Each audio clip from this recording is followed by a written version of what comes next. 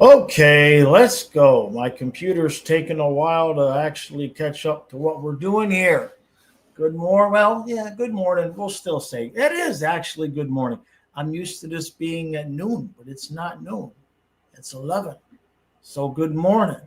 So, Panthers won a game last night. Their first, not really real preseason game, but a little bit closer with Bobrovsky in and then Cooper Black came in and tried to blow the game. That didn't work out.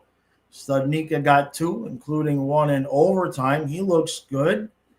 And the wheels on the bus keep going round and round and round. So we'll have to see um, how they continue to do. I know Rodriguez was held out last night, I guess, for precautionary reasons.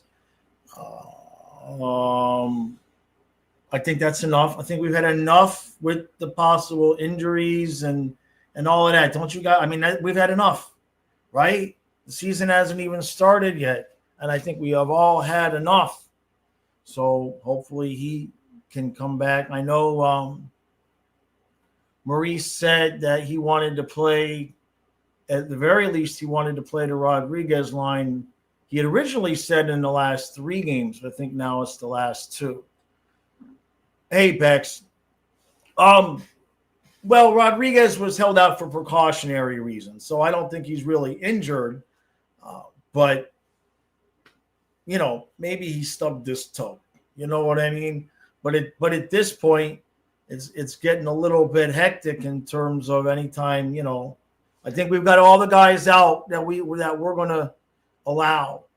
You know what I mean? Except for Ekblad. We know Ekblad at some point will cut himself shaving and be out for a couple of weeks. But that's okay. Scientist, how we doing? Hungry, good morning. So Rodriguez left Sunday's practice early. Right. Gotcha. Yeah, so who knows what that's all about. We'll have to wait and see. Let me blow up the chat here so I can see a little bit better. Hey, Pacharo. Yeah, I was looking for that. Yeah, he's out for the whole season. I think we kind of knew that, right? Rio, no. It was just Rodriguez. Don't anybody get scared. I was just bitching about Rodriguez with what scientists said. He left Sunday's practice early. They held him out of last night's game for precautionary reasons. So nobody else is hurt. I don't want to cause a panic.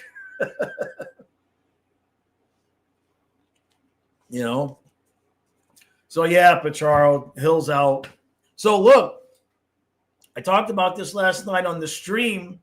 The Panthers lost their best player. The Dolphins lost their best player. I'm not a Heat fan, but so who are the Heat going to lose? Yeah, Real says trade Cooper Black for Crosby now. Wow. So Kaprizov, hey, communist, 8 years, 17 per? Come on, you're trolling. You're trolling, right? I haven't seen any. When did that happen? Did that just happen like the last half hour? I was actually on Twitter at like 10 o'clock. When did that happen? I didn't see anything. You're trolling, right? Communist 17. No, come on. You just saw it? Wow. 17? McDavid's going to get 20. That's wild. If McDavid's going to get 20, right? Greg says the Nika, Cunnin, and Gregor will be good additions. Yeah, if they can get, well, Studnicka's already on a two-way contract. Isn't Gregor a PTO, right? I just think any of these PTO guys, they need to sign them to two-way contracts. So we've got some cap flexibility as things go on. 8-17. Holy crap. And well, we were what did he turn down? Like 8-12? Vincent says, if only you were funny, I would pick cilantro over parsley. Gotcha. Thanks, Vincent. Appreciate that, bud. Real, I don't disagree with you there, man. We won. The game ended while we had more points. That's all we can say about that. But if the Jets would have had a minute, Craig, yeah, they've had a good preseason. I guess Studnicka came from Boston at some point. He turned out 8/16. Good Lord. Because Marchand was talking about having seen him.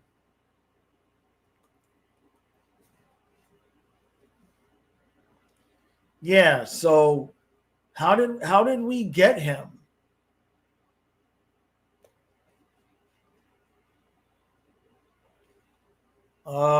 He played for Boston. So where did he get drafted?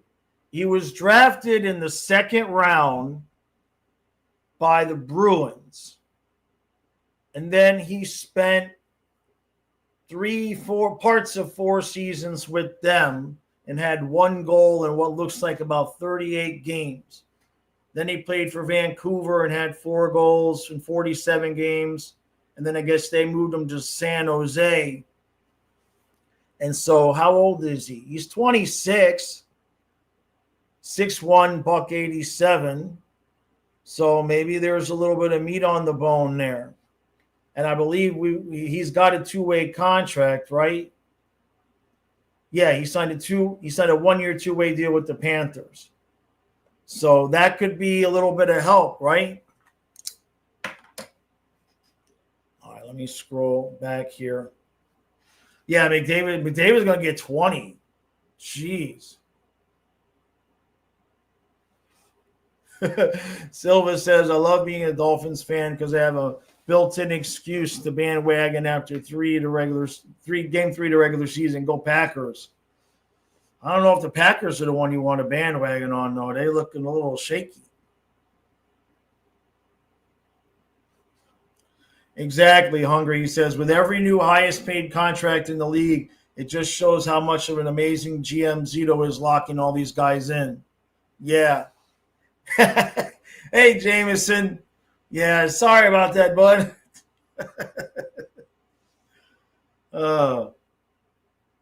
And Craig, he plays center too, right? Silva, you're playing the future game with the Packers. I can understand that. Yeah. Well, so back to my original contention, because I brought this up on the stream last night. You Heat fans, again, these things happen in threes, right? So the Panthers lost their best player. The Dolphins lost their best player. So the Heat is going to lose their best player. It's just the rules. Hey, Cuban. Yeah, I swapped the camera out. This is the camera that I bought to stream with downstairs. This action camera was giving me problems. When I was recording with it, it would cut out every once in a while. So I just said to hell with it and just and this one, the DJI one wasn't giving me 4K, but this one does. Hungy says, didn't they already lose Butler? I don't know any of the Heat players. That's why I'm asking, right? Vincent says 17 is crazy. I know. That's wild. McDavid's going to get 20. What were Kaprizov's numbers?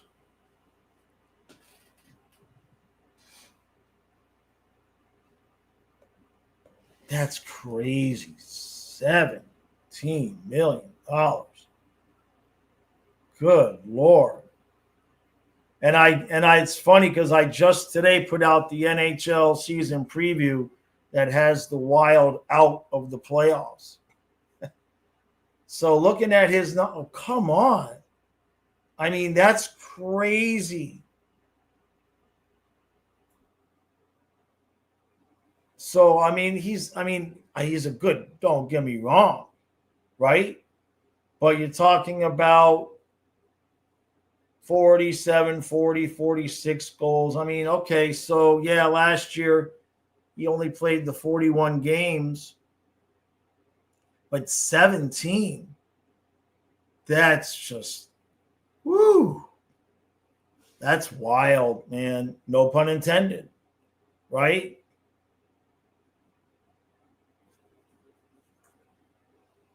All right, let's see. Vincent, what camera? I'm no longer using this one.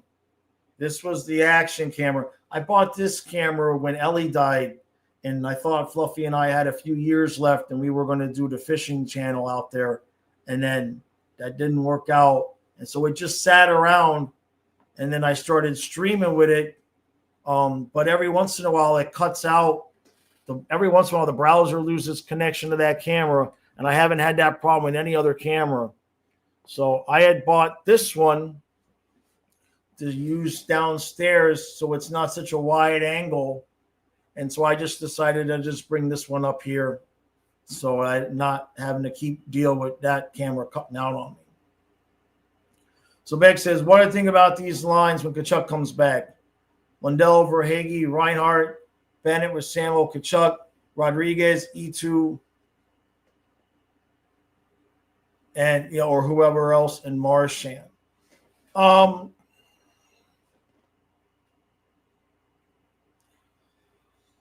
So that could happen. That definitely could happen.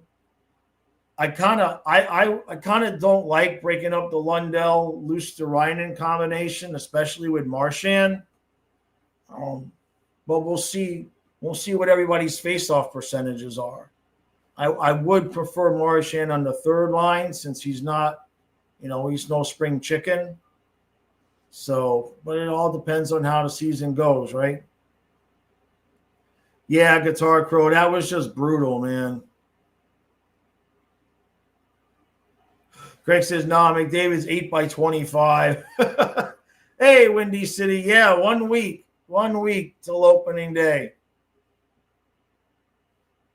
Hungry says, think we could get a new core forward with McDavid hamstringing the lease with a $20 million salary. I mean, I wonder if that's what McDavid was waiting for, right? Yeah, I can't believe Minnesota gave him all that money. Holy moly.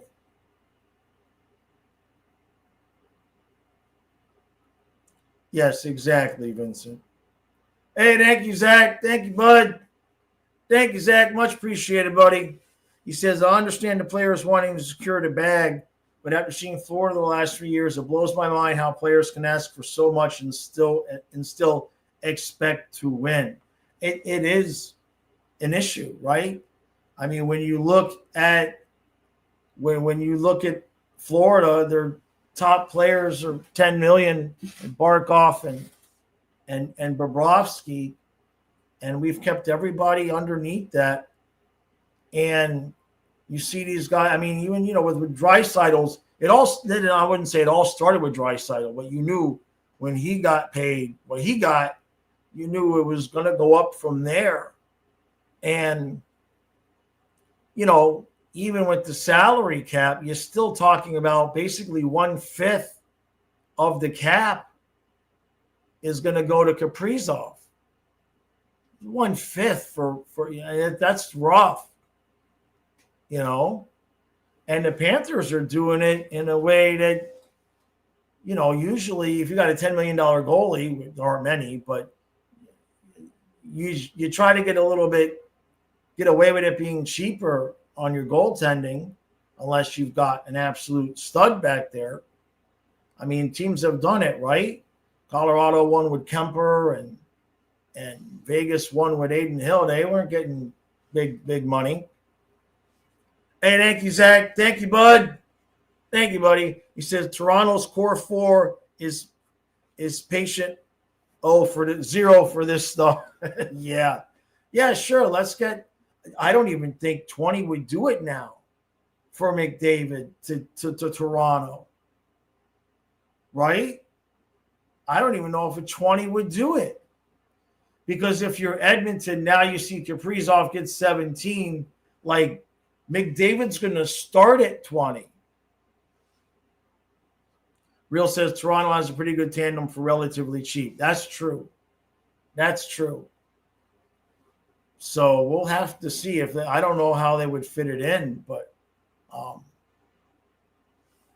that's just and then now after McDavid, who's the next biggest guy that's got to get paid besides Samoskevich? I know Samoskevich is going to get like 13 or 14, but that's besides the point.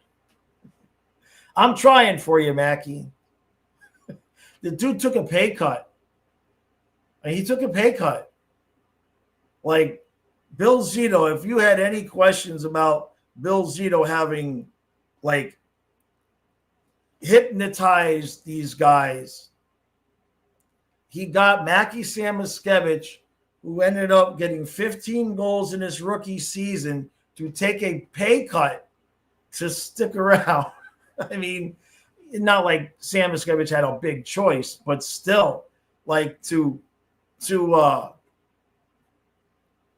ask him, be like, hey man, we're gonna have to pay you less. Like, this cojones. Hey, True, how you doing, bud? Yeah, Studnicka looked pretty good last night. Yeah. Damon Eichel's next. Yeah, that's a good point. Yeah.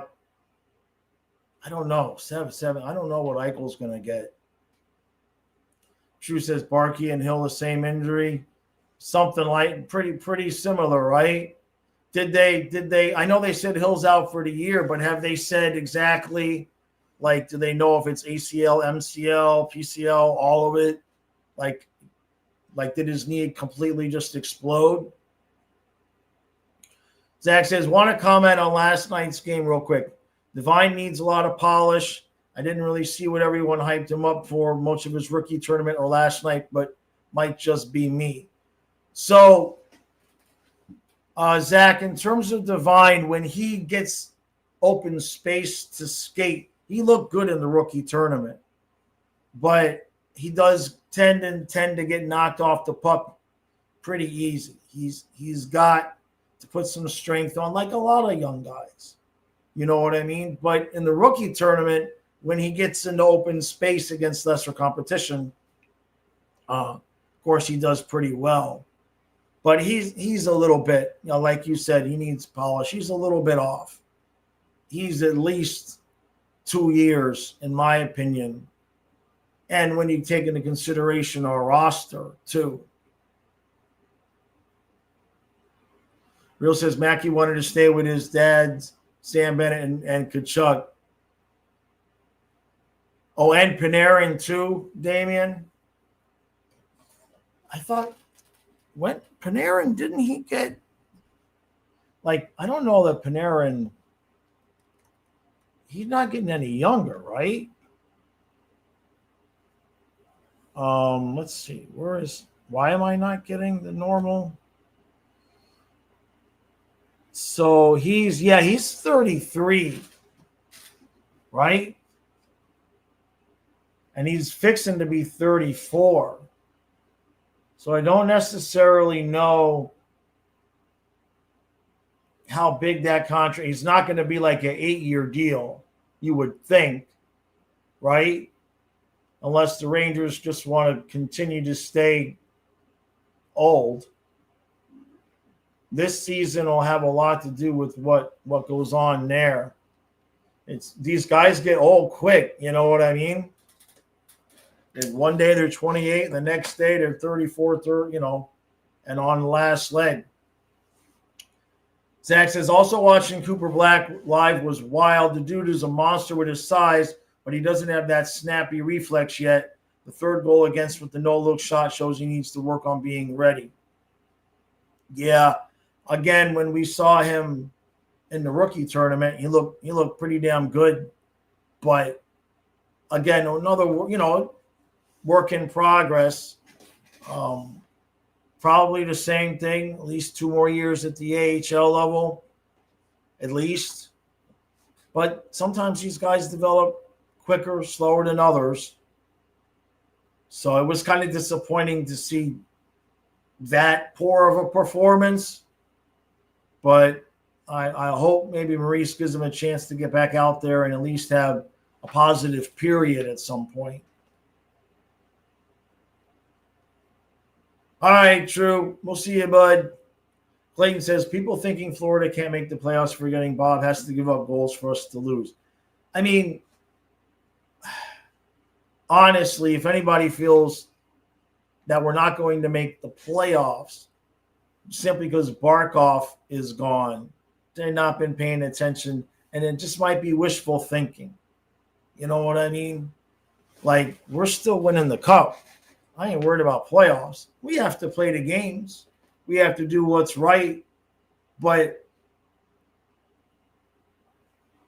the way I view this season now is when you look at how this Panther team has reacted when their backs are up against the wall. How many times have we yelled and screamed inside of a game? They just can't be normal. They have to have the stress. They have to have their backs up against the wall before, right? So I kind of view this whole season now as that.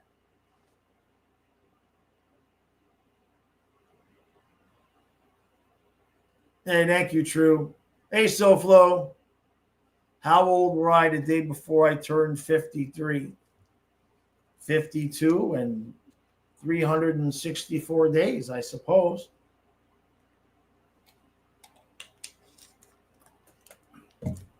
But I'm 54 now. Yeah, Damien. So we looked at this a little bit last week, but we can look at it again.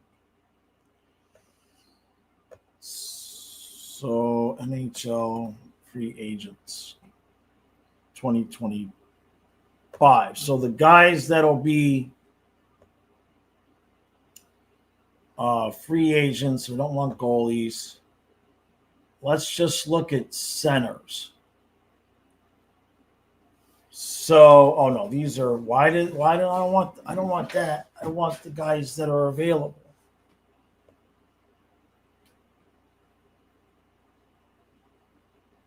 It did not bring me to the right page that I want. Let's try this again.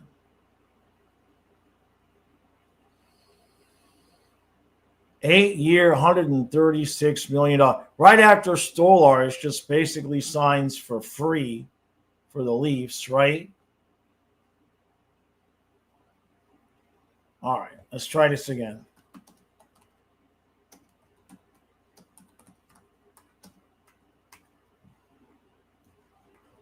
Okay.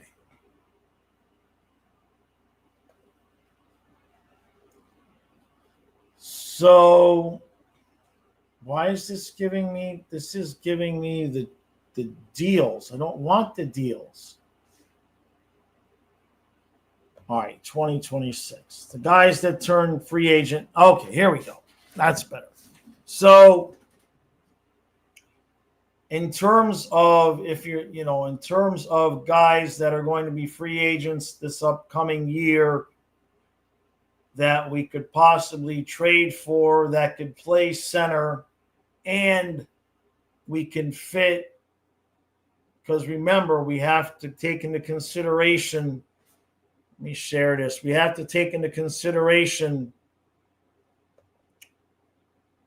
next year's cap, and we don't know what Bobrovsky's doing. We don't know what his number is. So all these guys here at the top.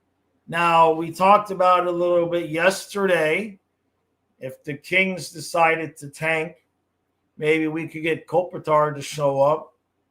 This is all only if Barkov is out for the entire playoffs as well. A lot of people keep talking about wanting Malkin. I don't think Malkin buys us anything. Kopitar maybe because of his face-off percentage. But that would mean the Kings would have to tank, which is not likely. The guy that we've been looking at, where is he? Here he is. This is the guy that we've been kind of looking at. But again, it would depend on what Winnipeg's situation is, and that's Adam Lowry in Winnipeg. He's the guy that we might be able to fit in at 3C. But the biggest thing is going to be the face-off percentages. So the rest of these guys, there's when you look at who's available for trade, Wenberg, Coyle, Zegras. I mean, if they're decent, Niches, but he's in Colorado, right? So you got to find a guy that's going to give you an upgrade and on a team that's not really necessarily looking to make the playoffs. Old guys, Lees, Anders Lee, Kevin Hayes, right? Eichel, McDavid aren't going anywhere. You start to get into the bottom of the list, and at that point, it just becomes a situation where it's like, is it worth it? How much better than Rodriguez or any of these guys going to be?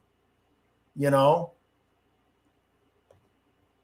list is not overwhelming.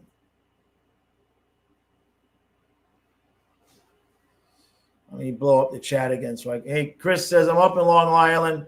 Have I heard anything about a possible trade between the Isles in Florida for J.G. Pageau? I have not heard anything. I'm going to end up repeating myself over and over again, which is fine. That's not a complaint. But I just don't think we're going to do anything until they know whether or not Barkov's out for the playoffs or not. Because it's two completely different salary cap worlds that we're living in.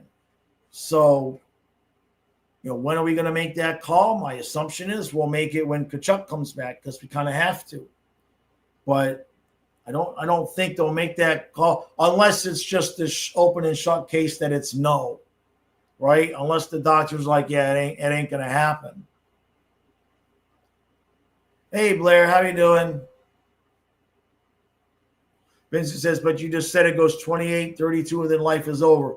Basically, yeah, Vincent, that's basically how it works.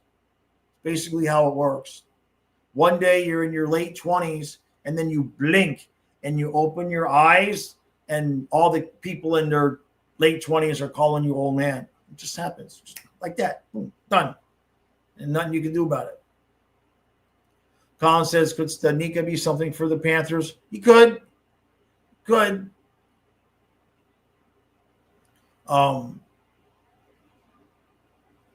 definitely could be obviously a depth player. He's played in the NHL before. He's had moderate success. But if he plays our game, especially defensively, all those guys are going to add up. Anybody that we can put out there in the regular season that might have some fresh legs to take some minutes off of our other guys is another help as well. Hey, Matthew, how you doing, bud? SoFlo says our top six is still upper echelon. The issue is now we don't possess that third line advantage, and our guys won't get nights off. For example, 37-year-old Marchand will now have to play top 6 minutes every night.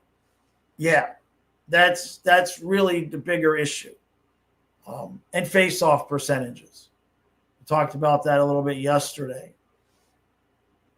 But the top six is still very Stanley Cup worthy, and it just depends on what, I mean, there still is the 1 to 3% chance that Barkov could come back. Don't know.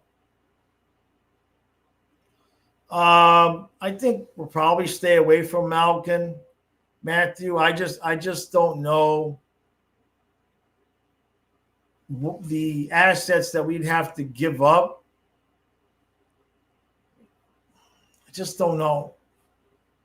If we really end up with a problem at 3C, maybe. But, would Malkin want to go and leave Crosby there all by himself? Real says, not soon enough. I demand Crosby, Brady, and Ovi. That'd be the fourth line. Is that the fourth line, Real? Crosby with Brady and Ovi?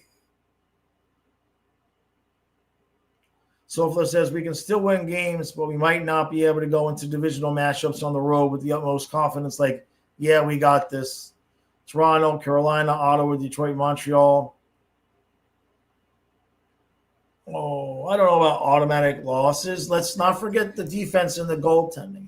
I follow what you're saying. But, you know, we haven't had Ekblad and Jones together in the regular season. We haven't had Marchand and Tkachuk together in the regular season. You know, we haven't had this version of Sam Miscevich at all. There's some things that could help make up for it. Do I think Studnicka can make the team? With a two-way contract, there's no reason for him not to. There's really no reason with, especially if Rodriguez is nursing something.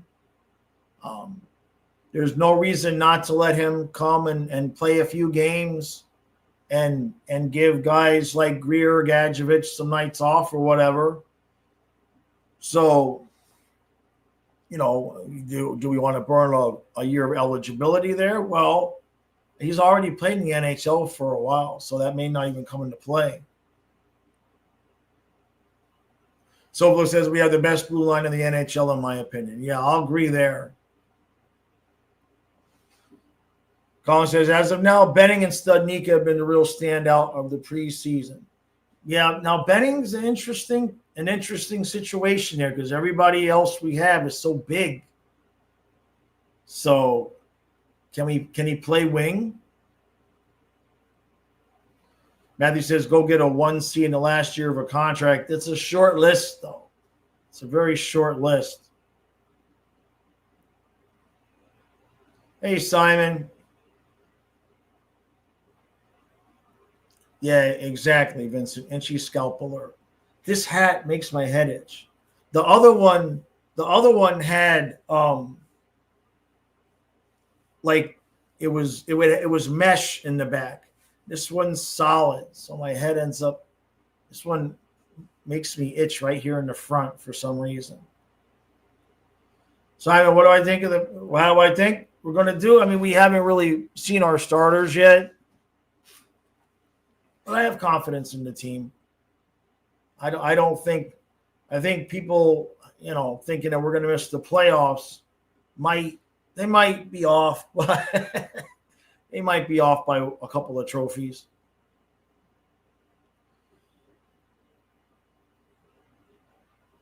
I don't think that's what's going to come into play anyway, Matthew, in terms of getting a 1C. The list of 1Cs that are free agents, it's just not going to happen. You're talking about McDavid, Eichel,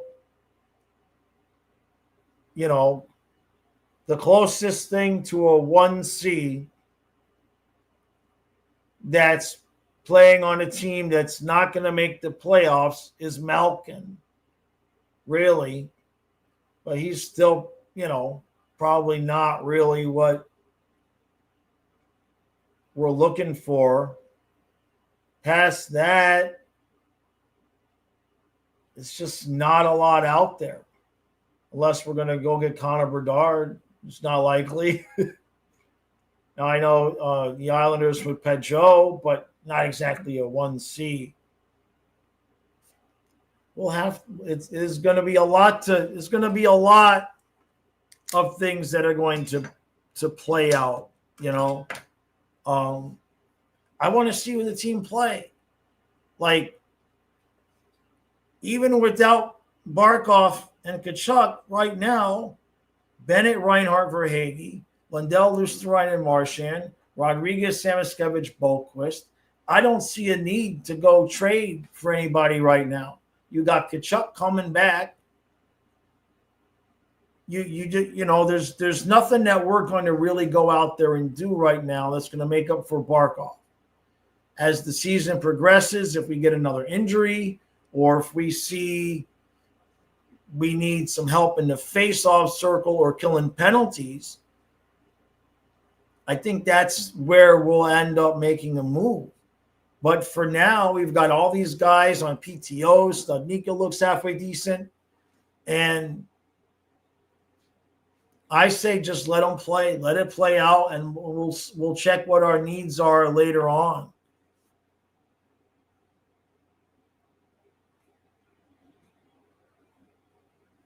Real says that's the third line of the fourth line is Trocheck, Malkin, and McDavid.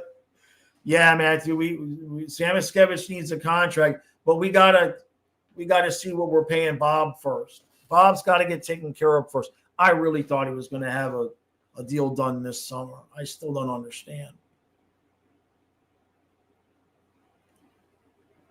Simon, there's been no fishing. I've been working out at home. I haven't even been getting to the gym. And it's the pool is pretty much closed up for the year. It got cold. Water got cold. Now he says after a full season playing with a big role, his numbers will make him too much money. But he's still an RFA though, right? He's still an RFA. So, well, we got to figure out Bobrovsky's number first. And we also have to sort through. I mean, nothing's going to happen until they know with Barkov. Because if Barkov's going to be out and they're going to trade for somebody, if he still has term, then that affects next year's salaries as well. And we got to pay Mikkola too. So they're not, they may just look at our lineup and be like, you know what, we have 2 cups. Let's let Barkov rest. He'll come back next year healthy. And they may just say, roll with what we got and see what happens. I mean, I don't even know if I'd be against doing that. Hungry says Cooper Black has a real issue closing the short side. Is that right? That's a shame. Frosty says, I think now we'll play a lot of ugly 2-1 or high scoring games. Yeah, either or. I agree there. Petrie looked decent last night too. Yeah, the Finns front office is a joke, right? I don't know what we would give up for Malkin, but I don't want to give it up. I don't want Malkin. I don't want Malkin unless somebody else gets hurt.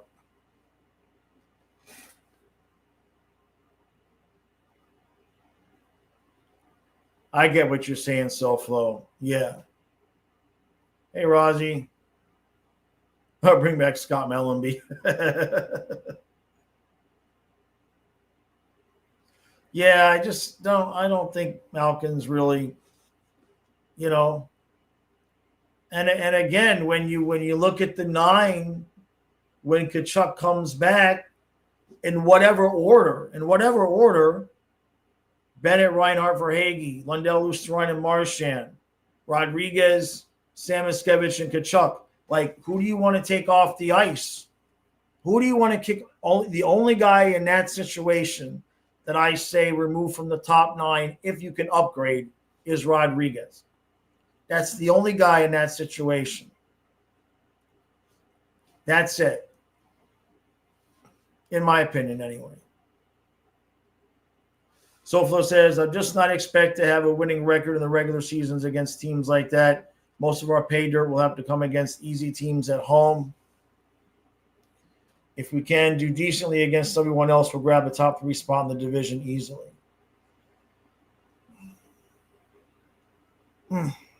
I understand everybody's logical thinking. Mine is a little bit different.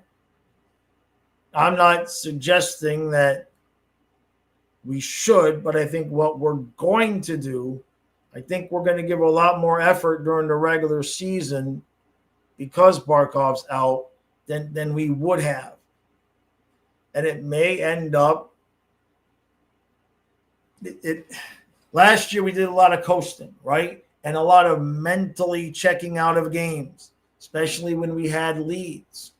And I think with Barkov out, we may just stay more mentally engaged in these games instead of, how many times did we blow a 1-0 lead, 2-1 lead? Like all the time last year.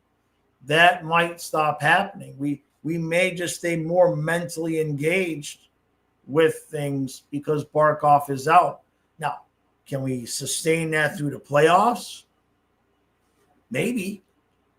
But there's a lot of Stanley Cup winners on that roster, right? And so when you look across, you look at the room, when you look at the guys in the team, which one of those guys wants to be the reason why we couldn't win again because Barkov was out? Like that, nobody on that team going to make any excuses. So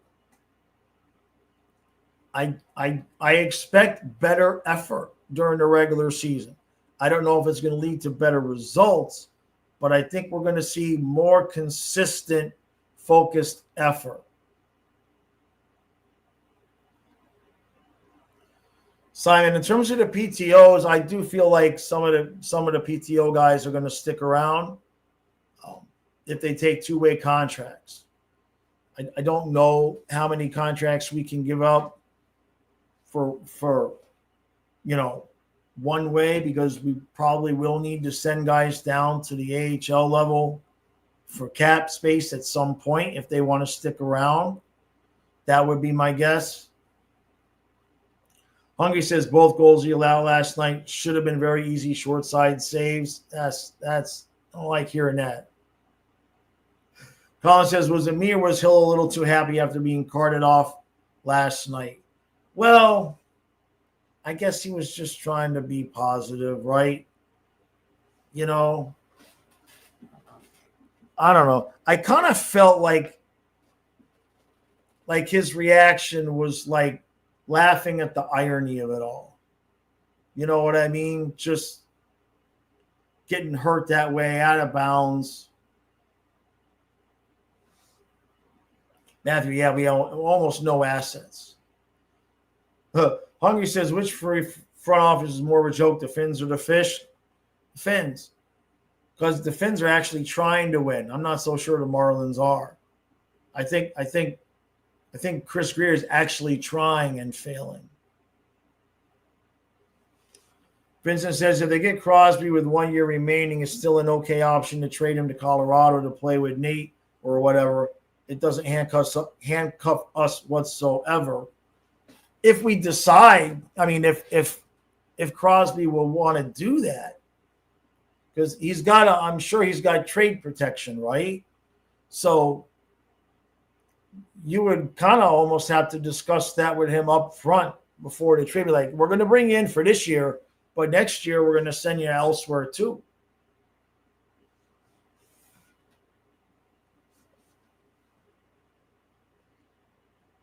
Sovolo says we might have to implore more of that high-effort playoff style play during the regular season in order to keep up with everyone else, which could spell bad news for our already fatigued team. Yeah, that's a very viable point. Yeah, no doubt. Which is why I would like to see some of these PTO guys make it so guys can – I know we're not going to be able to do it. We were hoping to be able to give guys nights off.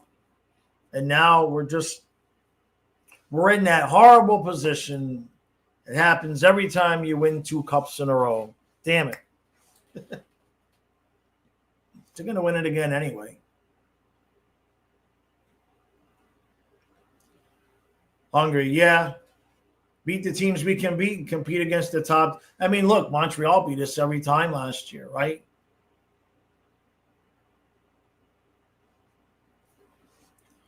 Vincent says it's not logical thinking, it's overreaction. Panthers were a team 2 heads above most teams.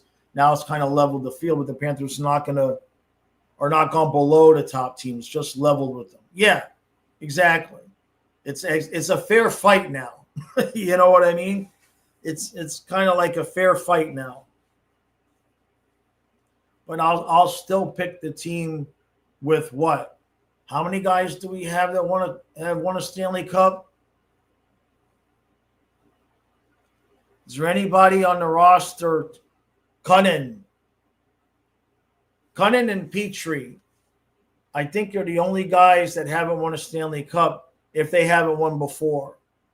I think they're the only guys that would be on the opening night roster, right? Because everybody else was here.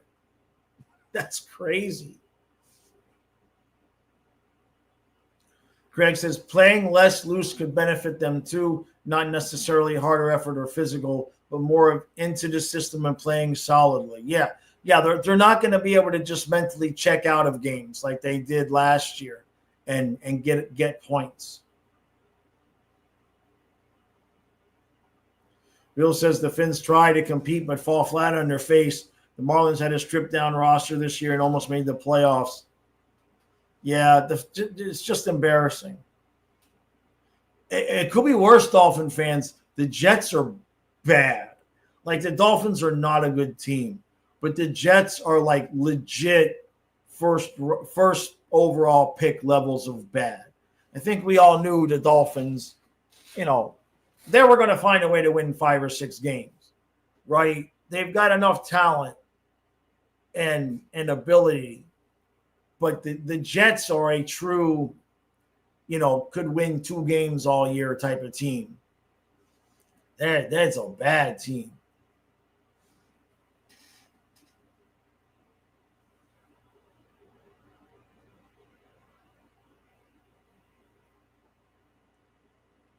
Colin says, I think the Panthers will be okay. I wouldn't be surprised if they start to coast post-Olympics.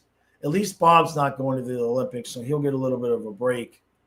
But that's another whole thing there with the Olympics and our guys, and we played a lot of hockey and all of that.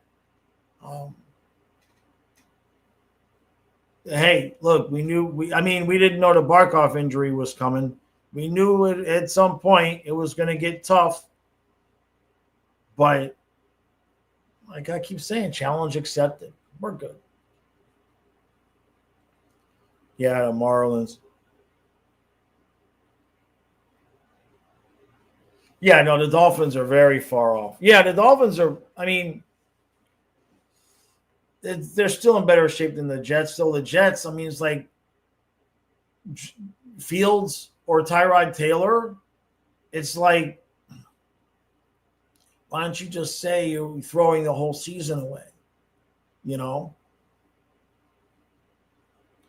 Simon, you're talking about the players that are going on waivers. I don't know how much of that we're really going to look at. We might pick up some guys for the AHL. You know what I mean? Hopefully Studnicka can stick around. I would be surprised at this point if he doesn't at least stick around with a 2-way deal. We can't give out too many contracts. You don't want to get yourself in a position. Whatever happened to the other kid? He was here last year. What's the heck's his name? The guy who's got kind of a big head who had played for Edmonton. What the heck was his name? I thought we had re-signed him. I guess not.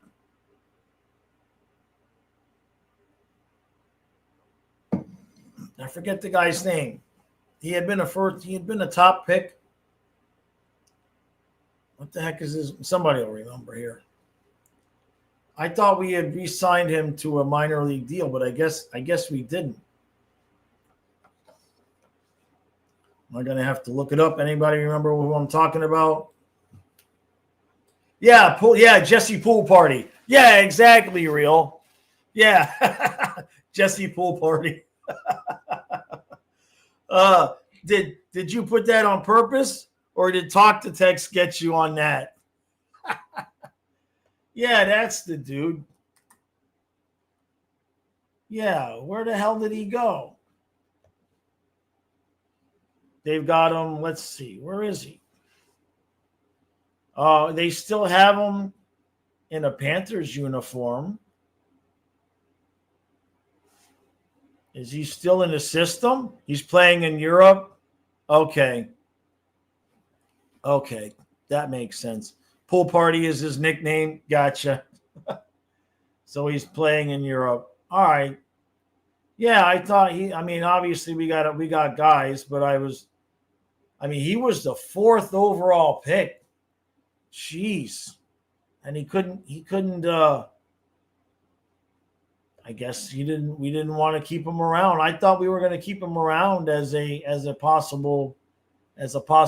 He's playing with Genevieve Servais. I don't know how to say it. HC of the National League. That's wild. He's only 27 years old. Big dude, but okay. I guess he gone. Yeah. All right. He looked like he remember he played that one game for us and he was like hitting everything that was moving out there. But he was trying to make an impression. I guess he didn't seem to have the best hockey IQ, but fourth overall, boy, that's a swing and a miss, right? That's a swing and a miss. Yeah, Jesse Pool Party. I'd never heard that one. I know, Vincent, $17 million. I mean, Edmonton just may as well. If Edmonton's not going to pay McDavid, well, who else could even pay McDavid that money now? Right? Like, who else could even pay him $20 million? That's just too much money. It's just too much money. When you look at what like Reinhardt is getting paid, like that's almost double Reinhardt. It's definitely, I think, double for Hagee, right? JK says, imagine if the Oilers drafted Chucky instead of Pool Party. Yeah. Nope. We'll say thank you, come again on that one for sure. Yeah. Well, shit. Who the hell could even afford to pay? I mean, because now you're looking at 20. Even if you're Edmonton now,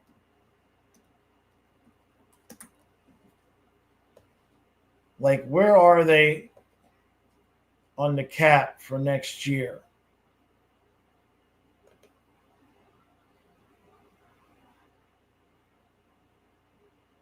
So next year, they're way under next year because they've got so many guys that need contracts. Let's see, over in Edmonton, so McDavid doesn't have a contract. Jeez. Yeah, they got nobody under contract.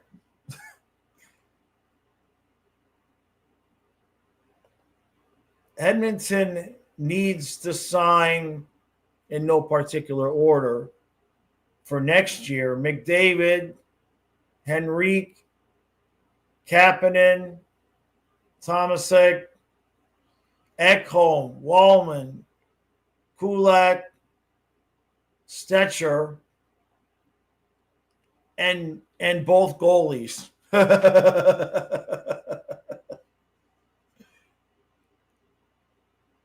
They might have shot their wad, man.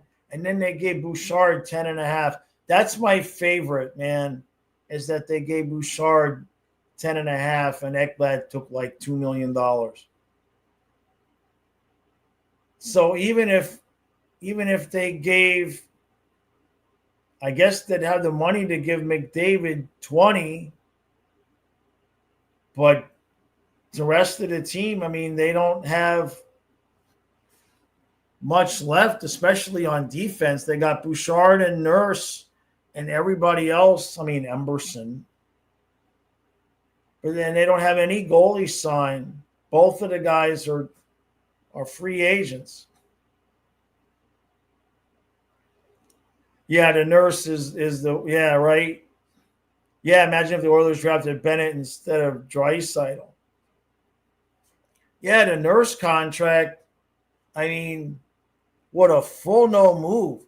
Now, Bouchard, interesting enough, this year and next year, there's no trade protection on Bouchard.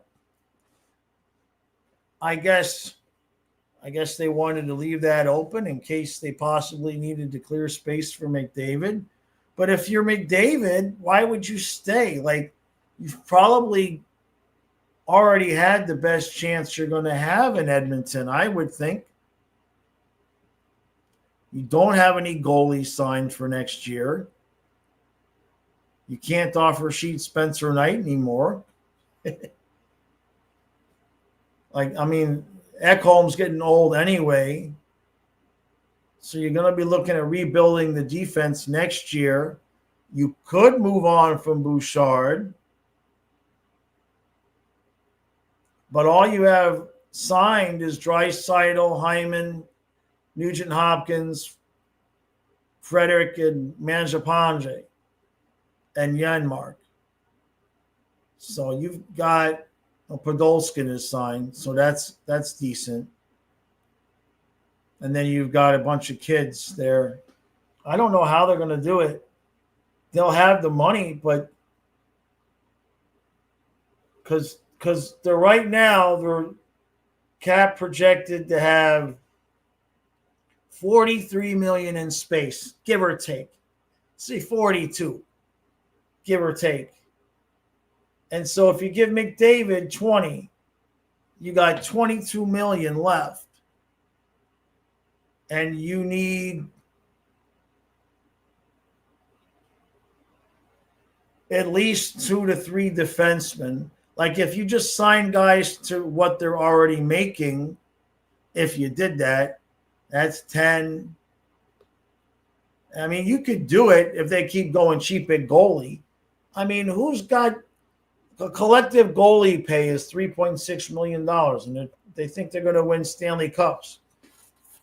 It's tough. Vincent says Kopitar retires, clears space for McDavid, does full Gretzky. Yeah, we're the Kings. Yeah, let's look at the Kings. Let's see. Their predictions for next year, they would have money. They'd have 34 million. Let's see. Kopitar only was making $7 million. The Kings don't have anybody over Fiala making $7.8 million. No wonder they can't make it all the way. So the Kings would have some room. Can you imagine McDavid at 20 and then nobody else is even at $8 million? Who was on defense? Well, they got Drew Doughty on defense making 11. The defense is signed. Doughty, Ceci, Anderson, Dolan, Edmondson. The defense is pretty much mostly signed. Goaltenders are this year and next year. Kemper and Forsberg. I mean, Kemper won a cup, but right? And you've still got a buyout from Mike Richards. So they'd have money for McDavid. They'd have some money. But does that put them in a Stanley Cup discussion? I don't know. Kempe's a free agent. Kuzmensko's a free agent. Oh, they're not even going to have Corey Perry next year. So how can they make it? How can they even make it to the finals?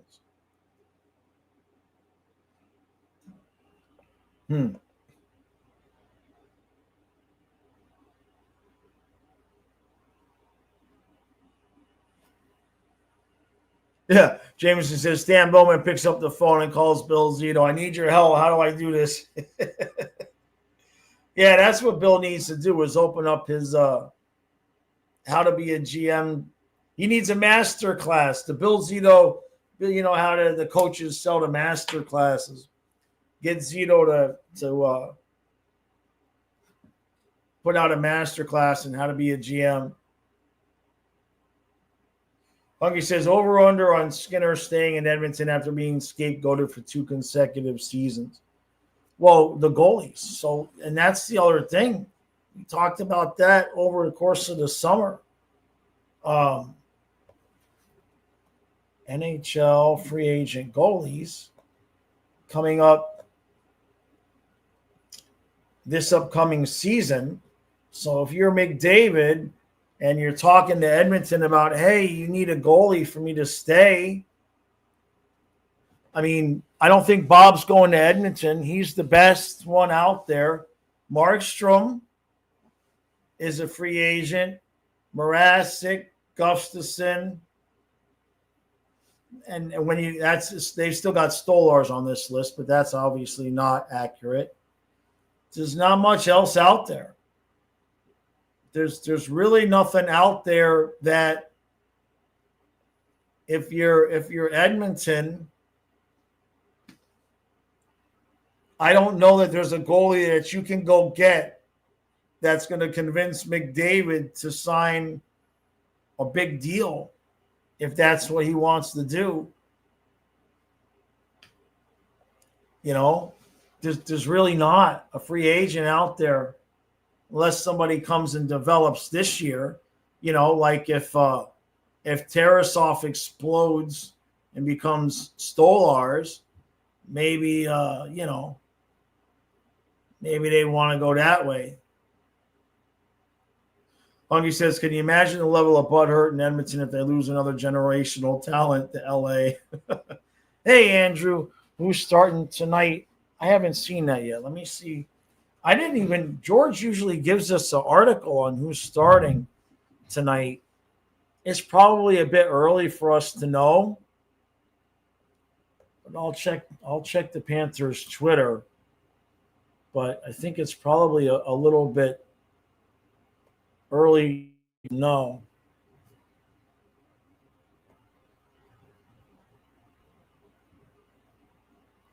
Let's see. Let me see if there's they just have a graphic up about the game. They don't have the starting lineup up yet. When did they put yesterday's up?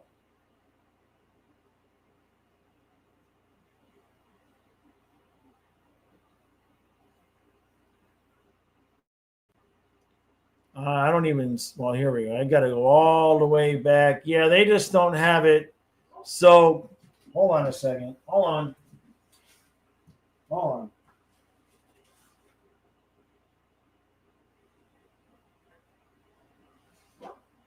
Hold on a second. I'll be right back.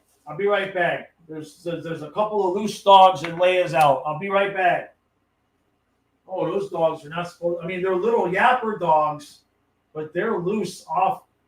Oh, boy. Yeah, you guys go that way. Go back home. Oh, boy. That's not good. They are not supposed to be off their chains. I'll be right back. I got to make sure Leia's secure. I got to tell Kyle what's going on. Kyle.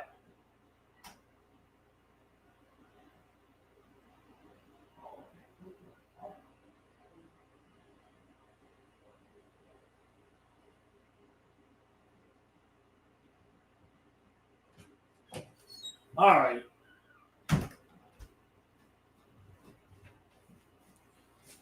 You guys don't want to come over here. It's bad juju, little doggies. Okay. There's a couple of little yappers down the road, a couple houses that way, and they must have got loose from wherever they're kept outside. Little teeny tiny. Between the two of them, they probably don't weigh 10 pounds. The hell's going on? Kyle must be doing something. I keep hearing the door opening and closing. All right, let me open this back up. Oh, I got to E3 Terrace before they offered the early outs. Right after Desert Storm, they said, hey, does anybody want to leave the military early? I was like, yeah, that would be me. Real says, I heard something about Zito and Kachuk visited Greer in the offseason.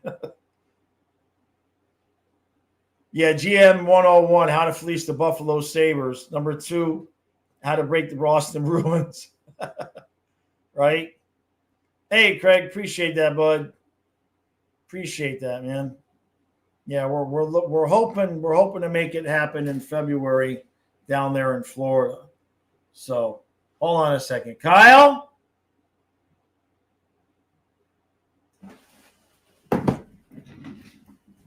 all sorts of noises. All right. I don't know what he's doing. Maybe he's taking out the garbage, and I'm just not used to hearing all the racket. Okay, so back to where we were. Yeah, the Panthers haven't put out the lineup for tonight yet. Yesterday they didn't put it out till late. So, and then we were looking at the free agent goaltenders, and I don't know what McDavid's going to go to a team that already has a goalie. And so I know some people have thought the Rangers, because of Shesterkin. And what's their cap situation next year? They've got about 30. They got about $30 million next year. But Panarin needs a contract. And then let's see. Everybody else is pretty well signed, though. Like, everybody else is signed. The defense, not as much. Fox, Gavrikov, and Borgen are signed. They need some work there. And then, of course, they've got Shesterkin locked up. Quick is on the last year of his deal, but that's not a big deal. So, what did I say? The Rangers have they've got 30, but there's no way they're going to keep Panarin and get McDavid. That's not going to happen. So they would be losing Panarin and paying McDavid. They'd have to pay him 20, right? And that could happen. That's a possibility. Would that put the Rangers in that position? I don't know. By then, you got 33-year-old Zibanejad, 33-year-old JT Miller, 33-year-old Vincent Trocheck, right?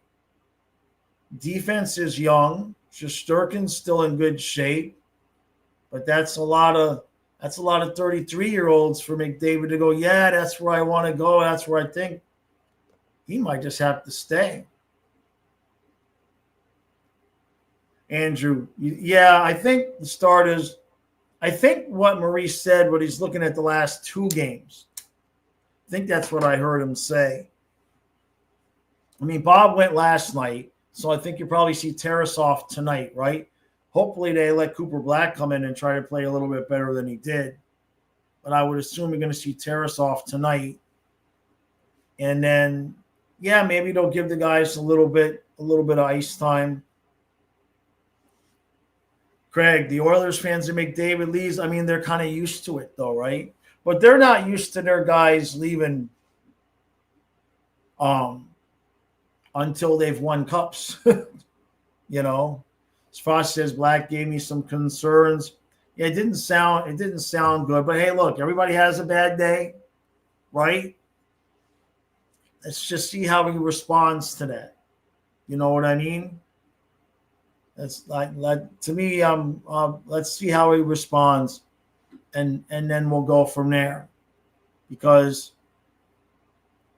you know, was that the first time he'd played? Did he play for us in the preseason last year? Does anybody? I don't remember him playing for us last year in the preseason. So was that his? If he did not, I would assume that's the first time he got into even an NHL preseason game. I don't remember him playing last year, but I could be wrong.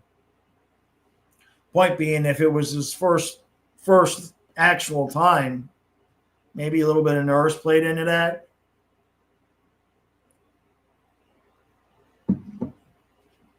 You know, interesting stories about the dogs. I don't know. It's hard for me to tell the stories, Simon. I'll be straight with you. It's hard for me to tell the stories. You know what I mean? Yeah. So, but Leia's good. Leia is a sweetheart. not that my other dogs weren't, but she's so gentle and like because she was a shelter dog, right? They're different. All three of my dogs, Sonia, Ellie, and Fluffy, we bought them from people like who would, they're dogs that had puppies. So they were never shelter dogs. They weren't breeders. But they're dogs that had puppies, and so they never were in a shelter. So the dogs that were never in a shelter, they get a little bit of entitlement. They feel entitled.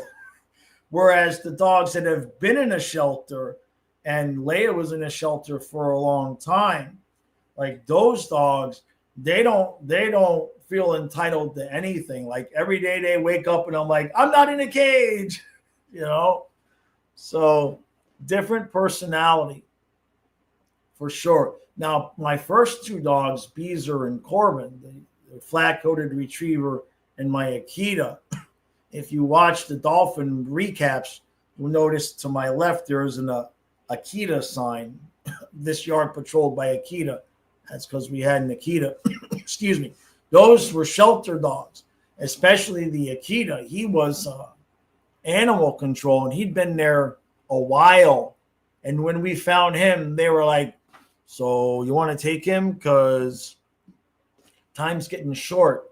And it was not a no-kill facility. I don't seem to care to train my dogs. I never found the need. To train them. They listen. They listen to what I tell them. Never had an episode where anything happened because they weren't listening to what I had to say.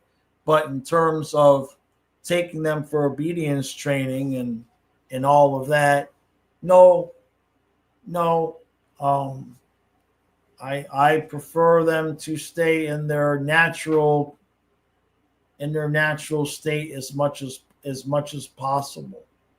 Now, Donna had actually taken Leia before I met her. She went to like a little bit of obedience, sit, stay, that kind of thing. But Donna has never by herself owned a dog before. So it was kind of like a thing for both of them to kind of figure out, okay, I'm this single woman by myself, but I want a dog. So it was kind of a thing to just kind of figure out how to interact with each other. The only time I've not had a dog is when I was in the military, and those few months in between when Fluffy passed and I met Donna. So I've had dogs my whole life. So you just get used to, you get used to their body language and what they're telling you. And, I don't like when we would go to the river and stuff. I mean, Sonia, I didn't have to keep on a leash. She was just a big lab. She wasn't going anywhere, and she wasn't going to pick a fight with anybody. She wasn't any danger. Ellie, I kept on a rope, right? I kept her on a rope. And then Fluffy had his, he wouldn't go more than 10 feet from me anyway, for the most part. Right? There was a couple of times, they chased the fox at the beach one time.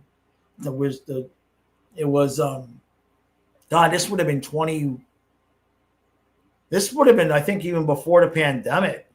I think this was before the pandemic. And we were at the beach, and everything was frozen over. And from across the bay, from another little plot of land, these two foxes were running from that plot of land to the land that we were on. And everything was frozen. And so there was nobody else out there. So we didn't have them on their leashes. They were young. Like Fluffy, I don't even think he was 3 at this point. And they just all took off after the foxes. And so I ran behind them and got all scratched up running through the brush. And then when the foxes went into the woods, all 3 of my dogs knew better. And so they chased them all the way up to the woods. But then when they got to the woods, all three of my dogs, they just stopped and like, damn it, we're not allowed to go in there. And they just turned around and came back to me. And they were like, did you see the foxes, Dad? I'm like, yeah, I chased you all the way. And then I didn't have to chase them because they knew their boundaries and they didn't push them really. Hey, Birdoy, I appreciate that, buddy. Yeah, man.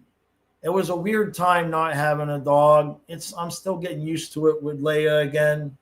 Because I didn't set out to get a dog, right? I just set out to get a girlfriend, and she happened to have a dog. So it just it happened the way it needed to happen. I don't think Kyle and I would have purposely gone out and gotten another dog, but now she sleeps in the bed with us. Real says, does Leia think we're winning the cup this year? She has not really been. She does not bark on demand like Fluffy. Fluffy got trained from a puppy to be very, very talkative, and Leia is not very talkative. If she barks, you look outside. If she barks, there's something going on. Like even if I'm outside with her, like she's not like Fluffy would just look at me and just start barking and want to play, and that's not her personality. So I can't ask her any real questions because I don't get much of an answer. But that's okay. She's good. She's well behaved. We leave the house. She doesn't do anything. Couple of times the porch door has been left open and she just kind of stands there and looks. She don't go after anything. So she's a good kid. And if she does do anything that she thinks is wrong, she's immediately contrite. She's just immediately like, I'm sorry, what did I do? I'm okay. And you have to tell her it's okay because she must have gotten, she definitely went through something before she got to the shelter where Donna found her. She definitely went through something because there's been a couple of times for both of us, like you go to pet her and she like flinches a little bit. Not so much anymore now that she's gotten used to, being around people and all of that.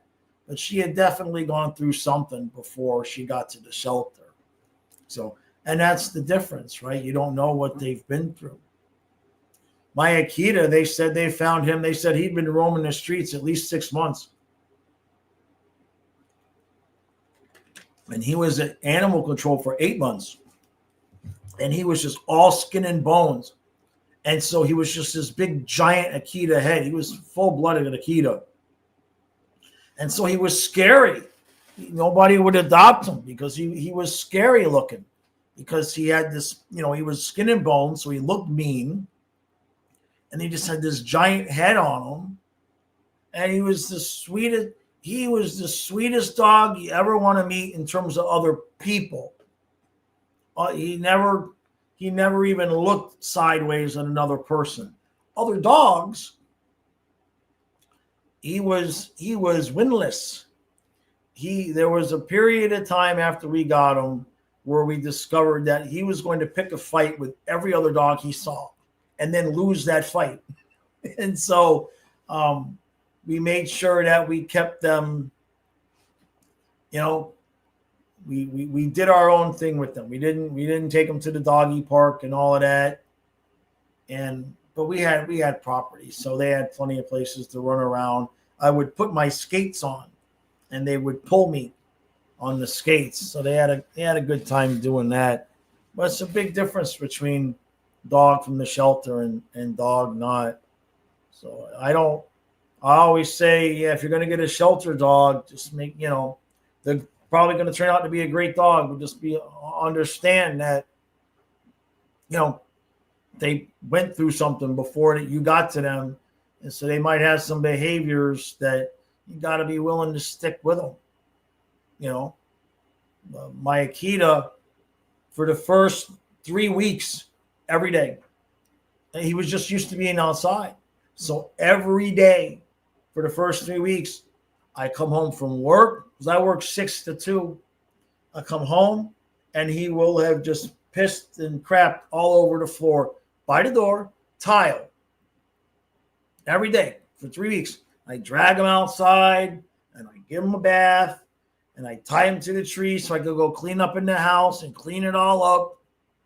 And I didn't scold him. I didn't do anything. And then one day he just never did it again. It just happened. He just figured out, oh, okay, I'm safe. I'm home. They're not going to kick me to the curb. They're feeding me. There's this other dog here I like. And the behavior just stopped. Either that or he just got sick of getting the bath every day. He stunk so bad, though, when we got him from animal control. Like, he stunk. It took almost 3 weeks to get that funk off of him. Craig says, I had an Akita Wolf mix. Great dog, super smart and very loyal. Yeah, man, he lived to be 15 and a half. He never had any health problems or anything. And we got Sonia, and about 6 weeks later,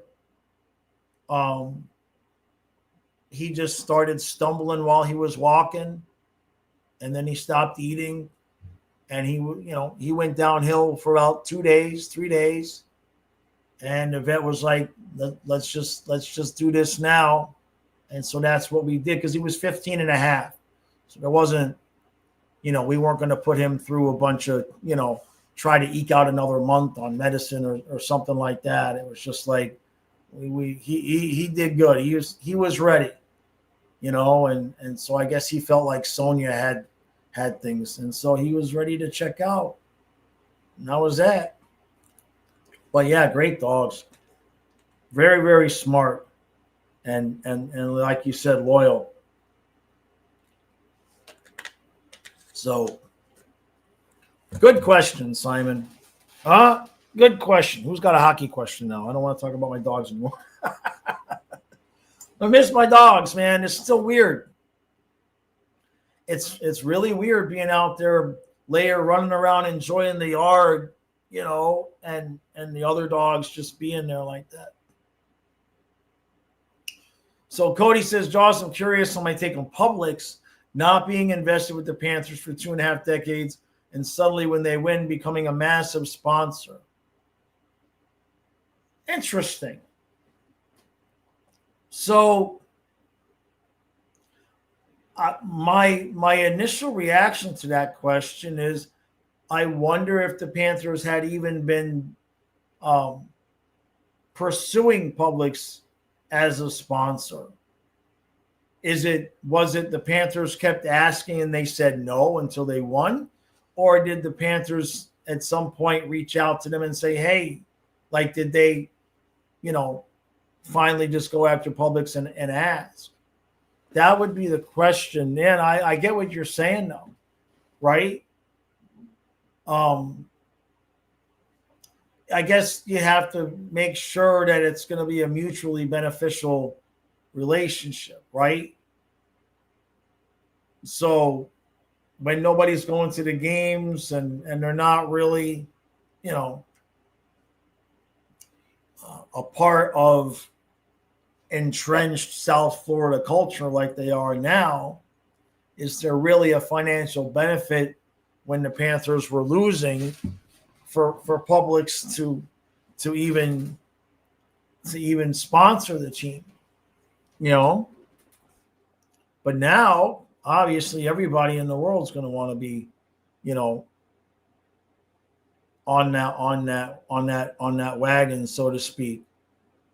No different than with the with the YouTube channel. You know what I mean? It's like you gotta get the views. You know what I mean? It's like subscribers for the sponsors. That's really not what brings it. What brings it is when they see you're getting a certain number of views, and they can extrapolate from that, that they're going to get some kind of benefit out of it. Greg says Publix wanting some of that Cat's Selly playoffs party supply, right? Yeah. Yeah, the freaking elbow room. They did it right. I know, Clayton. He says the fact that Dairy Queen is not a sponsor on the jersey feels criminal after the playoffs. I wonder how corporate Dairy Queen is, though. Are those local franchises individually owned, or is it all corporate?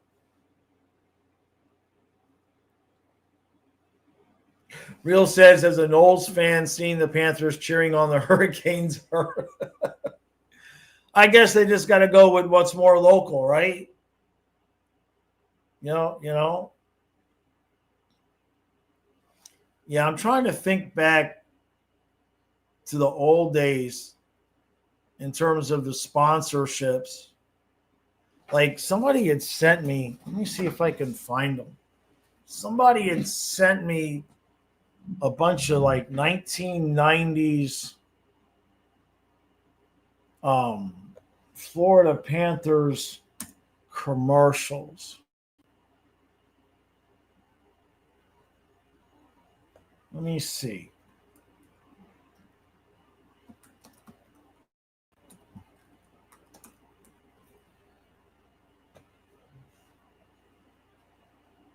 Oh gosh. Oh yeah, no. So the team actually put out a video a year ago. Here's one with Oli with Jokinen.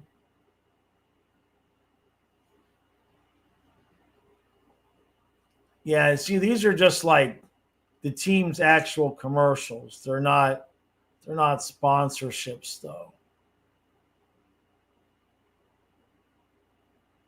Trying to think about who might have been a sponsor. I wonder if let's ask ChatGPT.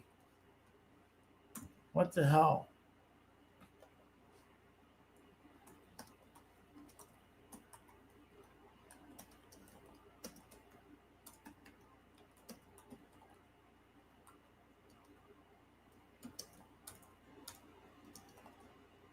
See if we can find some older commercials. Let's see. What do they say?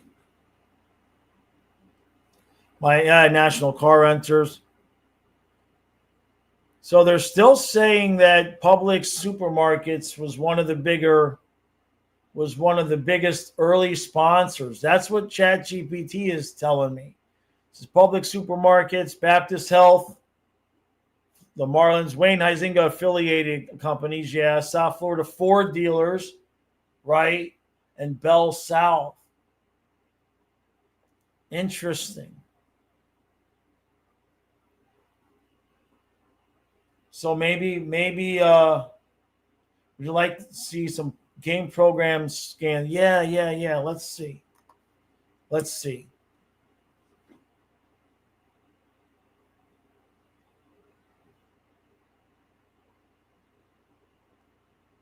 It's a good question, though.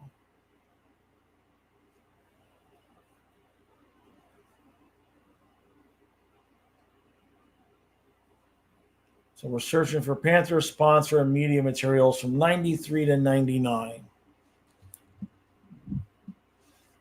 They're taking their time.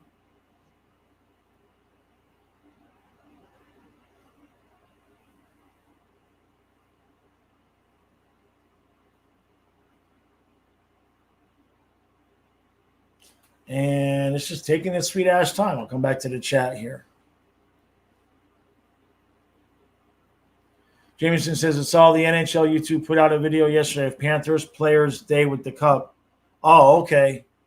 Panera Bread used to do a lot. Doris's Italian Market. Oh, man, I live right by Doris's. When I lived on Adams Street in Hollywood. That's where the first apartment was, where Kyle was born. I don't remember the house name. Adams Street, over there by Young Circle. All right, let's see.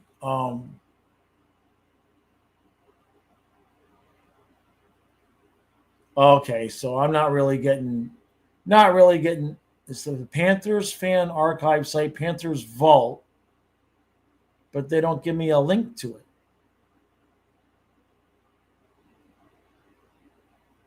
Where do I have my old programs? Let me. I have some old programs downstairs. Hold on, I'll be right back. I have some old programs downstairs. Do I have any here? Let me see. I know I got a big stack of them downstairs. I don't think I have any here. No, I'll be right back. I'll go get them if I can find them.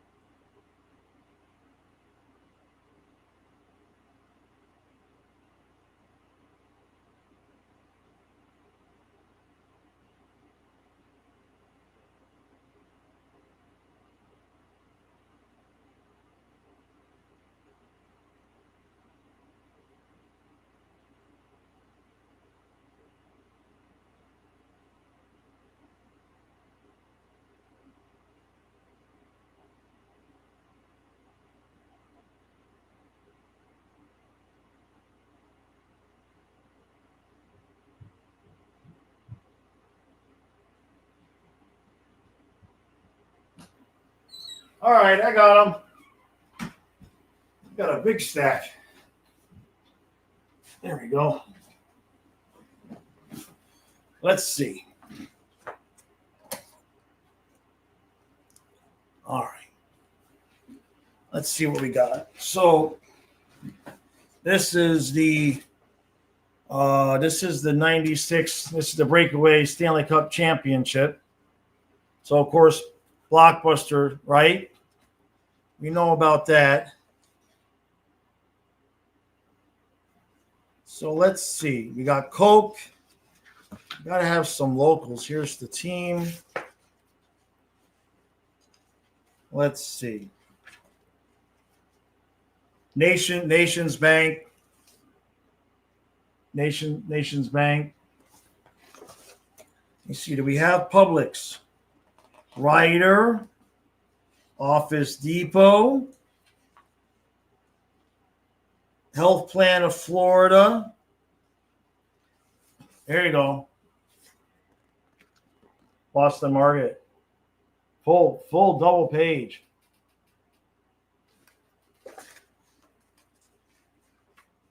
Let's see, AT&T. Panthers license plate. Oh, geez. Incredible Universe. Talk about a blast from the past. More Blockbuster music. Here we go. Here we go. Here's a Publix ad. Shish kebab. There's your Publix ad.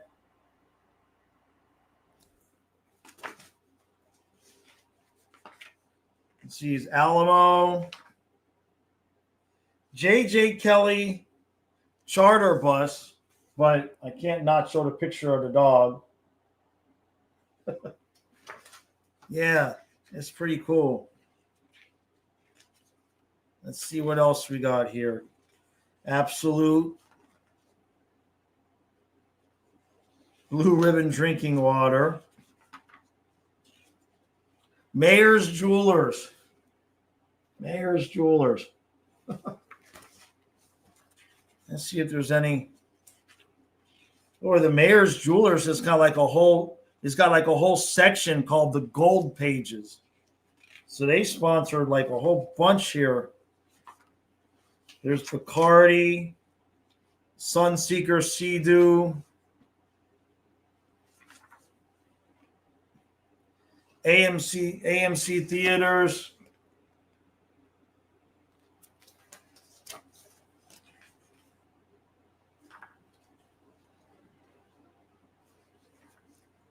Delta Business Systems, Inter-American Car Rental.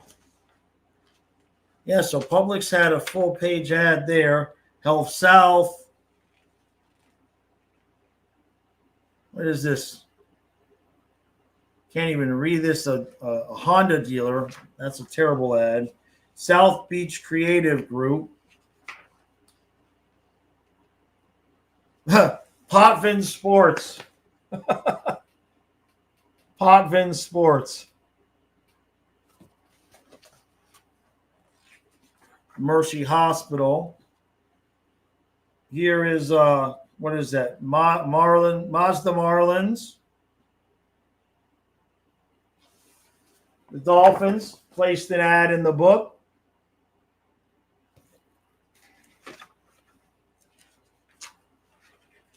There's more alcohol, Bud Ice. Oh, this is a nice ad. Panthers Radio, WQAM. That's pretty cool. That's pretty cool. Panther coming out of the radio. Sunshine Network. Appliance Depot. And then here's the in Spanish, the Spanish language station with all of the penalties in Spanish. I don't know if you guys can see that. There we go. And move it over this way. Yeah, there we go. Yeah. And then here's the Panthers broadcasters. Sunshine Network, Sports Authority. There's Blockbuster on the back. I'll go through one more. This is the playoffs opening night, 97. FM in your car didn't work for 10 years. Nations Bank again. Boston Market right off the bat. Alamo. Sports Authority. See if there's anything else in here. Publix. Office Depot. And then here's all the, see, Ryder. Just Add Bacardi. Powerade. Blockbuster. AT&T. AT&T used the same picture of a goalie that Publix used the year before. They used the same picture of a goalie that Publix used the year before. That's funny. Cleveland Clinic. Arnold Bread with a cartoon Stanley Panther. Edmonds. Yeah, Blockbuster was the deal, man. What do we got? Bell South, Yellow Pages, Pro Player, Appliance Depot again, Megabyte Design, Security Auto Insurance, Icon Office Solutions, Health South. It's like all ads. Hey, I got a 55-cent Zephyr Hills coupon. Did it expire? $831.97. I'd like somebody to try to use that. There's Winn-Dixie. There's Winn-Dixie competing with Publix. I did not expect to see that. Is Publix in here? Let's see. Informed Families, AT&T, Templeton, Sprint. Here's the gold pages again from Mayors. Let's see. You got Publix in here or what?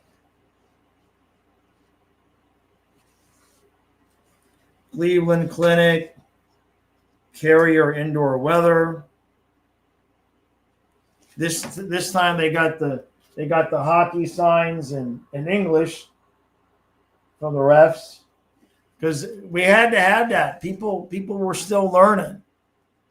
People were still calling up Neil Rogers and saying, "What's icing? What's offsides?" New York Life Insurance, Delta Airlines, R-Mark Sports and Entertainment, Mercy Hospital, Rexel Sundown, Health Plan, AvMed, a lot of medical,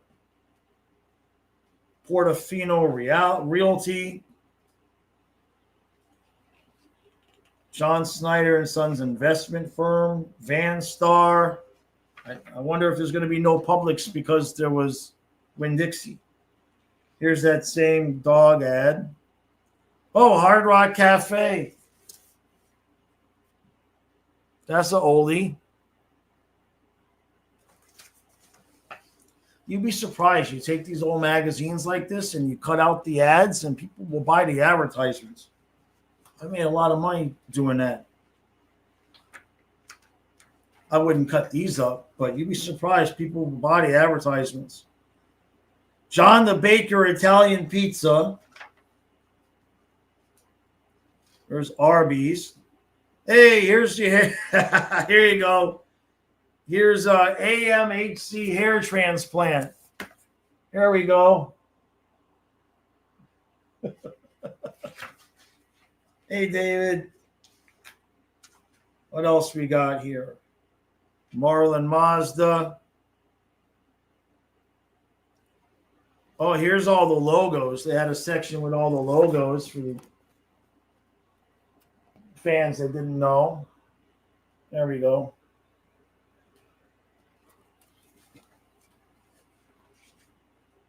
The Mighty Ducks of Anaheim. Ottawa Senators or any Hartford Whalers, yeah. Shutters. Here's our minor league affiliate, the Carolina Monarchs. Hey, look at this. There you go, Dan Marino's Town Tavern. Yep. That's pretty cool. I wonder if there's going to be no Publix in here because there was Winn-Dixie. Panthers broadcasters. This is 97. Chris Moore, Dennis Potvin, Arlie Londano, Jeff Rimmer, Randy Moeller, and Felix de Jesus. So Moeller was already on the broadcast team all the way back then. Pro Player, MasterCard, Ed Morse, Mazda, AMC, Shula's Steakhouse. And I don't think there's no Publix. No Publix? Parliament Lights, cigarettes. When was the last time you saw a cigarette ad? Jeez. And then there's the 96-97 schedule. And Southwest Airlines. So no Publix. No Publix with Coke on the back. Yeah, that's pretty cool. That's pretty cool. Let me put these over here. Yeah. It's always good to have those trips down memory lane. Remember where you came from. You know what I mean? Yeah. What'd you say, David? Oh, who said that? Oh, yeah. You missed Albertsons and shopping at 3 a.m. We had a extra. There was an extra on the southeast corner. Southeast? Yeah. At 441 and Ives Dairy Road. Was that where it was? Is that where it was? I think it was there. Or it might have been a County Line Road. It might have been County Line Road. There was a 24-hour extra. That's where we were at 3 a.m. Hey, Great White. How you doing, bud? Appreciate that, buddy. Yeah.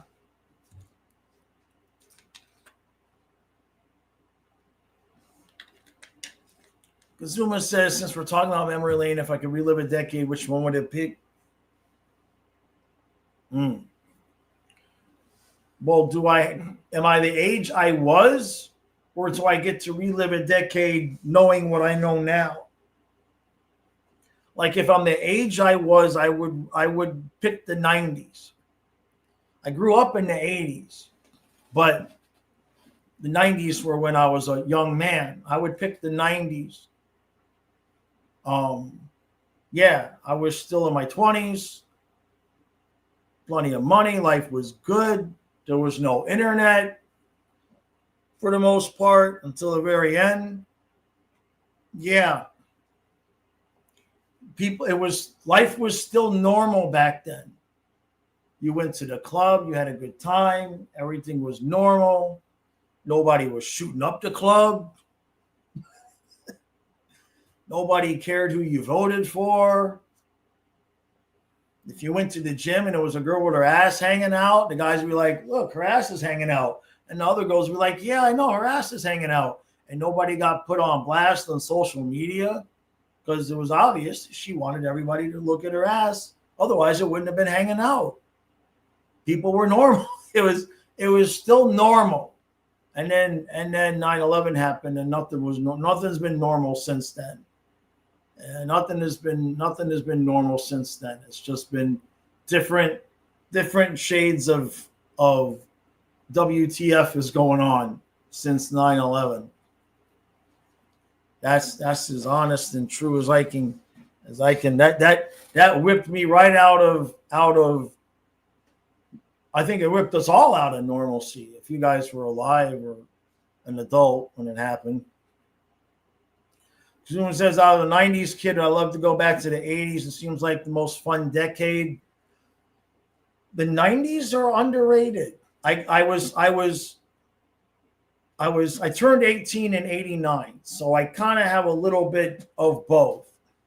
The 80s were fun, but there was a certain. It was like the first half of the 90s was still kind of the same fun as the 80s, but it just kind of felt like people had kind of like perfected things a little bit. And the music was better in the 80s. But like if you wanted to pick like 85 to 95, if you wanted to split the difference, Kazuma, 85 to 95, I think that's the sweet spot for me. Simon says, I can't wait. Tomorrow's October already. It's Wednesday, middle of the week already. Just one step at a time. Yeah, I wish it would cool off. We're supposed to get a little bit cool here, but it's still humid. I got the air conditioning on in here. Tomorrow's October. I should have the window open. It is what it is, but that's okay. So did the Panthers put out their lineup for tonight? Probably not. Let's see. We'll look at it one last time before we get ready to go here. I put out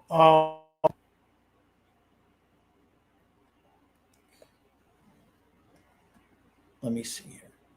I put out the season preview, not the Panthers season preview, but the NHL season preview. So yeah, we don't have a roster just yet for tonight. So that's what we got. So we'll just have to see what coach decides to do. Wind oils, yeah, that's true. 9/11 changed a lot of things. Yeah, it's been weird since.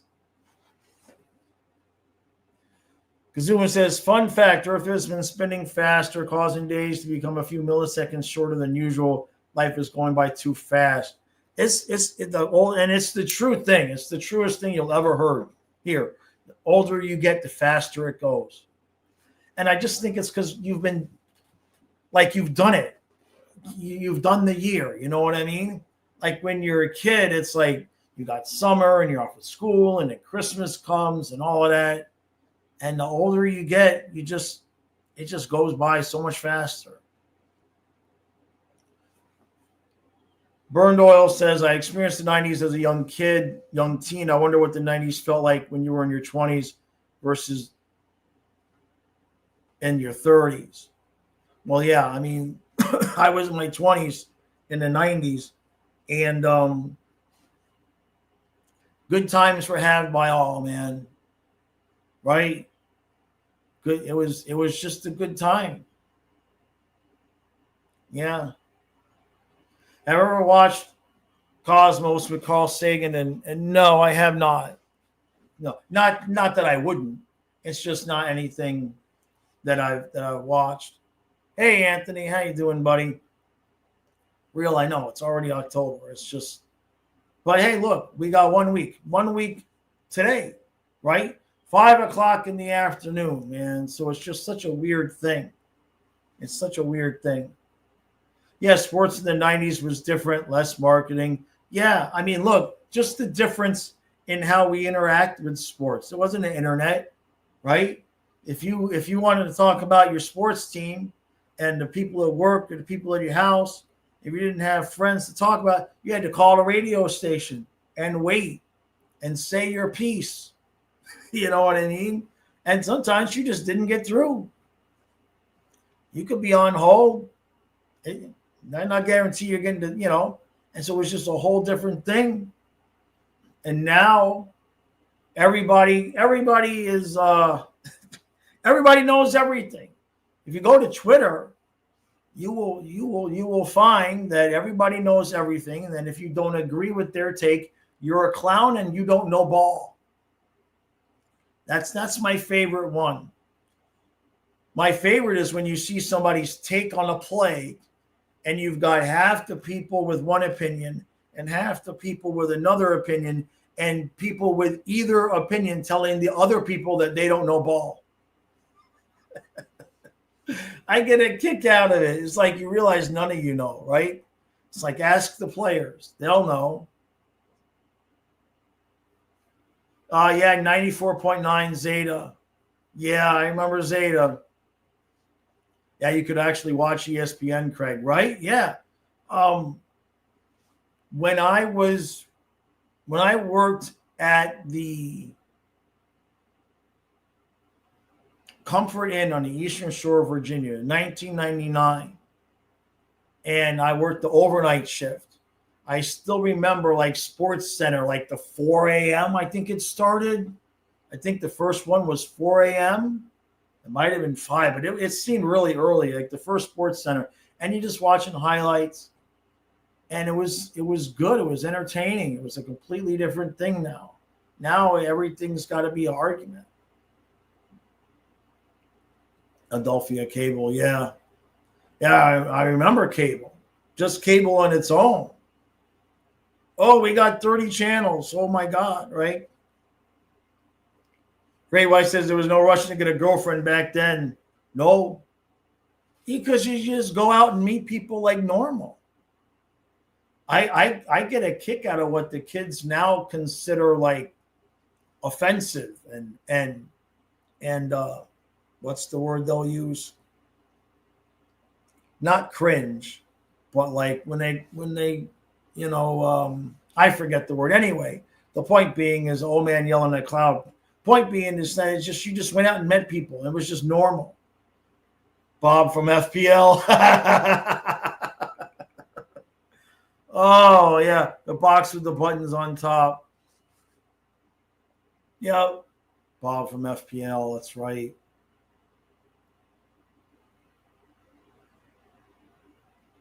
Yeah. I'm going to the arena to see the Panthers and the Heat. People actually showed up before halftime and enjoyed the game. Right? Yep. We would walk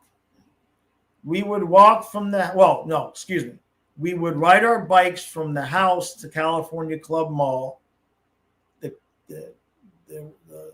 were bike racks, so we'd tie our bikes up there, and then we'd walk to the stadium, and we'd flip tickets all the way and make some money and basically get into the game for free and have money for food. And then we'd walk back to the bikes, and we'd ride the bikes home. And our parents nobody asked where we were.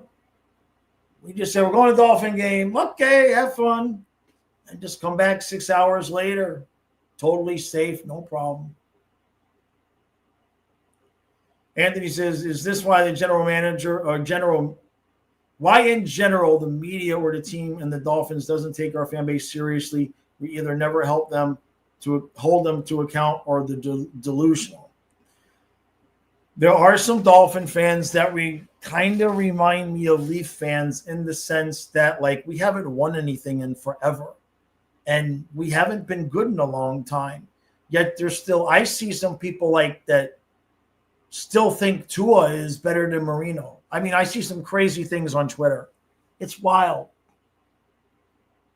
Anthony says, I remember when I had to deal with dial-up internet, you would have to either use the phone or the computer. Yeah, web TV. That's what my brother Gene had, was web TV. It was wild. That you, Kyle? Oh, okay. All right. Hey, do me a favor. Just come here for a second.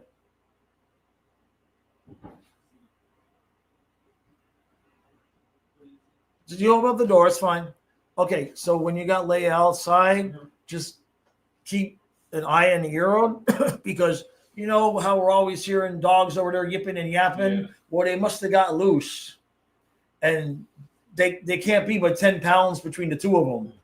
And so they wandered over here and they were yipping and yapping, and Luna was whoo, whoo, at them. And they were so just be mindful if she turns that corner and starts barking at something, because those little dogs might fit through the cracks in the fence. They're that small. Yeah. So I think that's actually the second time they've wandered into that area. Is that right? Yeah. Okay, yeah. So just keep an eye when she's out there, because I don't want them to get hurt. And they're courageous. They're courageous. The two of them together, like, let's go. Kirill Kaprizov got how much a year? I know, 17. We were talking about that the first hour, and McDavid's going to get 20 now. Yeah. Are the Wilds trying to break the league on purpose? They might be. That's how they plan on breaking up Edmonton, is make it so it's impossible for them to sign McDavid. Well, rumor is McDavid's going to take a team-friendly deal to keep the Oilers. Is that right? Oh. I mean, I don't know why he'd do that, since they still have Stuart Skinner and Calvin Pickard as their goalies. Yeah. All right. I'll be out in a minute. Yeah, I'm going to go take my shower. Oh, okay. All right. Okay. Real says, I saw someone say they know who we have to move on from Tua at the last game. Reminded them why he's so great. We might not find anybody better. Yeah, because apparently it's hard to find somebody who could beat up on the Jets. Are a bad football team. This is the last thing I know I'll say here. The Dolphins are not good. The Dolphins are not good, but the Jets are bad. Legitimately 2-win, 3-win type of bad. So, all right, I got to roll. Get ready to move on to the rest of my day. Everybody check out the NHL season preview that I put out. I ended it kind of abruptly on purpose. I just tell you what's going to happen, and I just vanished and disappeared. I'm sure the comment section should be fine. So, what are you saying, Anthony? No. I don't think we're going up with anybody. I don't think we're going after anybody until they decide that Barkov is not going to be here for the playoffs. I don't think there's any moves to make. Let the guys we have play. Let the PTO guys play some games, figure out what we got. And then if Barkov's going to be out, we can look at what we have and decide what the weakness is, and then maybe go after somebody then. But until then, I don't think we're going after anybody until they know for sure what Barkov's going to do. So, all right, I got to get some lunch. Appreciate all the support. I shall see you mañana at 11.